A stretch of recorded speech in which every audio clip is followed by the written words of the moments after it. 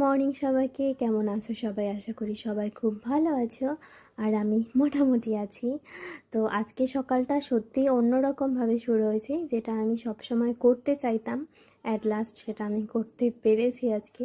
তো আজকে ঘুম দিয়ে উঠেছি 5:30টার সময়, আর উঠে কিন্তু আমি মায়ের সাথে হাঁটতে গেছি। শুধু আমি আর মা যাইনি, মামিও গেছিলাম। তো বাড়ি থেকে বেরিয়ে প্রথমে মামা বাড়িতে এসেছি, আর মামি আসার পরে আমরা তিনজন কিন্তু হাঁটতে বেরিয়েছিলাম।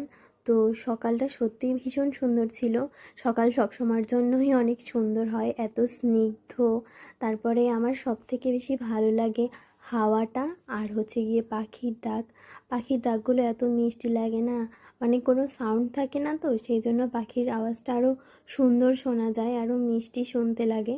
তো আমরা কিন্তু বেশ অনেকটাই আজকে হেঁটেছি। তো আজকে তো আমার প্রথম দিন ছিল, এখন থেকে হয়তো বা প্রত্যেক দিনই হাঁটতে যাব আমরা তিনজন। মামি প্রত্যেক দিন যায়, বাট মায়ের মাঝে মাঝে মিস যায়। তারপরে হাঁটতে হাঁটতে আমরা প্রায় রেল স্টেশনের কাছাকাছি চলে এসেছিলাম। আজকে প্রথম দিন ছিল বলে আমাদের একটু দেরি হয়ে গেছে, এর আগেও বেরোনো দরকার ছিল। এরপরে আমরা বাড়ি আসতে আসতে দেখি কি কুয়াশায় পুরো ভরে গেছে। যাওয়ার সময় কিন্তু অতটা ছিল না, বাট বাড়িতে ফিরে দেখি এত কুয়াশা।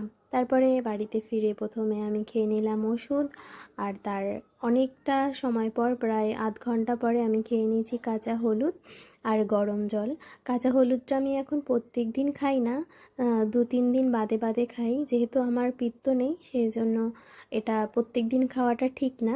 তো আর এটা খেতে তো খুবই বাজে, যেটা আমার এক্সপ্রেশন দেখে তোমরা বুঝতেই পারছো। আর এরপরে আমি বই পড়তে বসে যাই। এখন আমার সকালে 2 ঘন্টা মতো বই পড়তে হয়, না হলে আমার মনে হচ্ছে যে আমি মোটেও আগাতে পারবো না। এরপরে খেয়ে নিয়েছিলাম ছোলা সেদ্ধ, আর এতে ছিল একটু টমেটো, শসা আর ডিম সেদ্ধ আর ধনিয়া পাতা দিয়েছিলাম। তারপরে এটা খেয়ে আমি ঘর মুছে স্নান করে নিলাম। স্নান করেই চলে আসলাম আমার দিনের সব থেকে প্রিয় কাজ করতে, আর সেটা হচ্ছে গিয়ে ভগবানকে পুজো দিই। আর পুজো দিয়ে আমি কিন্তু এখানে খেয়ে নিয়েছিলাম একটা রুটি, আর তারপরে আমি চলে এসেছি রান্না করতে। আর আজকে রান্না করেছিলাম লাউ শাক, আলু, তারপরে এখানে ছিল তেতো পাতায় গিমি শাক, তারপরে মিষ্টি কুমড়ো, এগুলো দিয়ে একটা পাতুরি। আর আজকে করব লাউ পাতার ভর্তা, যেটা তোমাদের সাথে আজকে শেয়ার করব।